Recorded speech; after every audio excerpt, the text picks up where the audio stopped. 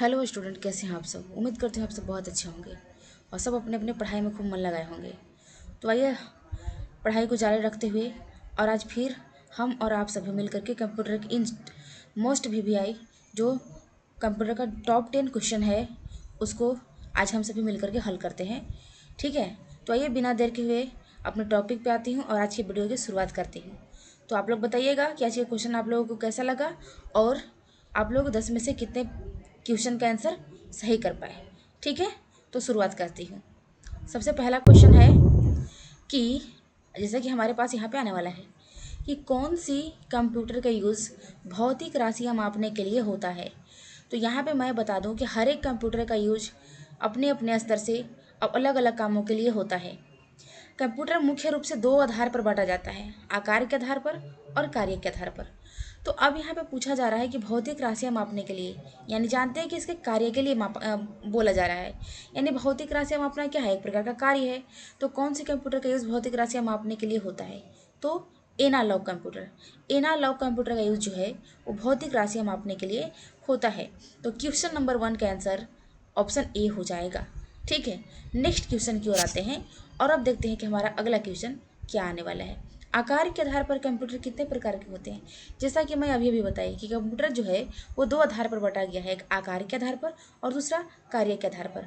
तो अभी यहाँ पूछा है कि आकार के आधार पर कंप्यूटर कितने प्रकार के होते हैं। तो आकार के आधार पर कंप्यूटर 4 प्रकार के होते हैं। ठीक है, कौन कौन, तो अभी जस्ट यहाँ पे मैं आपको बता देती हूँ।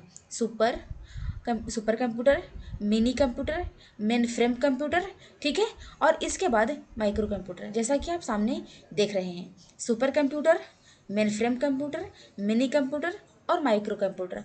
अब इन सारे कंप्यूटर का अलग अलग जगहों पर यूज़ होता है। ठीक है, तो इन सारे कंप्यूटर्स के पार्ट्स के बारे में फंडामेंटल क्लास के प्लेलिस्ट में आप जाकर के देखिएगा, तो वहाँ पे मेरा क्लास पड़ा हुआ है। आप वहाँ से जाकर के देख सकते हैं, अगर आपको इसके बारे में अच्छी तरीका से सारी बातों को समझना हो तो। ठीक है, अगले क्वेश्चन की ओर आते हैं और देखते हैं हमारा अगला क्वेश्चन क्या आने वाला है। दुनिया का पहला सुपर कंप्यूटर कौन था। ठीक है, ये वन लाइनर फैक्ट्स है, क्वेश्चन है, तो इसमें तो सीधा सीधा आंसर होगा कि दुनिया का पहला सुपर कंप्यूटर कौन था, तो क्रेवन। ठीक है, क्रेवन, इसमें कोई एक्सप्लेनेशन करने की वैसी ज़रूरत है नहीं। अगले क्वेश्चन पर आते हैं, भारत का पहला सुपर कंप्यूटर कौन था। वो विश्व स्तर पर पूछ रहा था, पूरे वर्ल्ड का पूछ रहा था, और यहाँ पे है हमारे देश का, भारत का पहला सुपर कंप्यूटर कौन था, तो वो था हमारा परम। ठीक है, ऑप्शन नंबर बी सही होगा। अगले क्वेश्चन की ओर आते हैं और देखते हैं अगला क्वेश्चन क्या है कि दुनिया का सबसे फास्ट सुपर कंप्यूटर कौन है, यानी प्रेजेंट टाइम में दुनिया का सबसे फास्ट सुपर कंप्यूटर कौन है। तो ये हमारा आंसर 5 का सी हो जाएगा, यानी फ्रंटियर। फ्रंटियर जो है ये दुनिया का सबसे फास्ट सुपर कंप्यूटर है। अब अगले क्वेश्चन की ओर आते हैं और अगला क्वेश्चन देखिए हमारा क्या आने वाला होता है कि फ्लॉप्स का पूरा नाम क्या है। तो फ्लॉप्स जो होता है उसका पूरा नाम होता है फ्लोटिंग पॉइंट ऑपरेशन पर सेकेंड। ठीक है, फ्लोटिंग पॉइंट ऑपरेशन पर सेकेंड, इसलिए क्वेश्चन नंबर 6 का आंसर ऑप्शन ए हो जाएगा। अब अगले क्वेश्चन की ओर आते हैं और देखते हैं कि हमारा अगला क्वेश्चन क्या है। दुनिया में सुपर कंप्यूटर का पिता किसे कहा जाता है। ठीक है, दुनिया में सुपर कंप्यूटर का पिता किसे कहा जाता है, ये वर्ल्ड लेवल की बात हो रही है। तो दुनिया में सुपर कंप्यूटर का पिता हम लोग सैमुअल क्रे को कहते हैं, इसलिए क्वेश्चन नंबर 7 का आंसर ऑप्शन बी हो जाएगा। ठीक है, अब अगले क्वेश्चन की ओर आते हैं और अब देखते हैं कि हमारा अगला क्वेश्चन क्या है।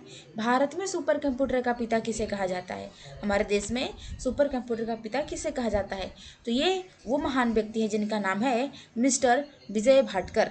ठीक है, क्वेश्चन नंबर 8 का आंसर ऑप्शन सी हो जाएगा, मिस्टर विजय भाटकर। नेक्स्ट क्वेश्चन और देखते हैं हमारा नेक्स्ट क्वेश्चन क्या है। कृत्रिम बुद्धिमत्ता, जिसे आर्टिफिशियल इंटेलिजेंस कहते हैं, तो कृत्रिम बुद्धिमत्ता यानी आर्टिफिशियल इंटेलिजेंस का पिता किसे कहा जाता है, तो ये हैं जॉन मैकार्थी।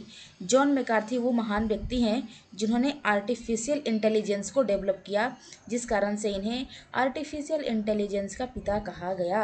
अब नेक्स्ट क्वेश्चन की ओर आते हैं और आज के वीडियो का ये लास्ट क्वेश्चन है। ठीक है, कंप्यूटर के टॉप 10 क्वेश्चन का सीरीज लेकर के जो हर एक एग्जाम्स के लिए इम्पोर्टेंट है, चाहे वो कोई भी एग्ज़ाम्स हो, इम्पोर्टेंट है। अभी ये हमारे कंप्यूटर का एक बेसिक सा क्वेश्चन चल रहा है, प्रोग्राम से क्वेश्चन कराना बाकी है। मैं फुल डिस्कशन के साथ आप सभी को सारे जितने भी कंप्यूटर से एमसीक्यू बनने वाले होंगे उन सब का हल करवाऊंगी। अब ये सब डायरेक्ट ऑब्जेक्टिव क्वेश्चन के तौर पर आते हैं और इसमें इतना कोई एक्सप्लेनेशन करने वाली बात होती नहीं है, इसलिए इन सारे क्वेश्चन का कोई वैसा क्वेश्चन होता है जिसका डायरेक्ट आंसर किया जाता है। लेकिन यदि कोई प्रोग्राम से रिलेटिव कोई क्वेश्चन आ जाए तो उसमें थोड़ा सा एक्सप्लेनेशन की आवश्यकता होती है, जो कि मैं भरपूर करूंगी और अच्छे तरीके से करने की भरसक प्रयास करूंगी। ठीक है, तो आज के वीडियो का ये लास्ट क्वेश्चन। ठीक है, तो बताइएगा कि दुनिया का पहला नेटवर्क कौन था। तो दुनिया का पहला नेटवर्क ARPANET था। ठीक है, ARPANET था। ठीक है, तो अब यहाँ पे देख लेते हैं कि ARPANET का फुल नेम क्या होगा। क्वेश्चन नंबर 10 का आंसर जो है वो ऑप्शन बी होगा, ARPANET। और इसका फुल नेम हो जाएगा advance research project agency network. ये इसका फुल नेम होगा। ठीक है मतलब एक सेकेंड, और आप यहाँ पे मुझे बताइएगा कि आप बताइएगा अगर जिन बच्चे लोगों को पता होगा कि ARPANET जो है इसको कौन से देश ने डेवलप किया था। ठीक है, कौन से देश ने डेवलप किया था, ये मैं आप लोगों का एक क्वेश्चन देती हूँ टेस्ट के लिए। और जिन बच्चे लोगों को पता होगा वो कमेंट बॉक्स के माध्यम से अपनी आंसर को मुझ तक ज़रूर पहुँचाएँ, कमेंट बॉक्स के माध्यम से। तो आज के वीडियो में इतना ही। उम्मीद करती हूँ आज का ये वीडियो और आज का ये क्वेश्चन आप लोगों को बहुत अच्छा लगा होगा और आप सभी बहुत ज़्यादा मात्रा में आंसर किए होंगे। यानी कहने का मतलब है आप लोग 10 में 10, 8, 7 तो कर ही लिए होंगे। ठीक है, तो फिर से कंप्यूटर के 10 क्वेश्चन के साथ अगले वीडियो में फिर मिलूंगी इसी वादे के साथ। आज के लिए इतना ही, तब तक के लिए बाय बाय बच्चों।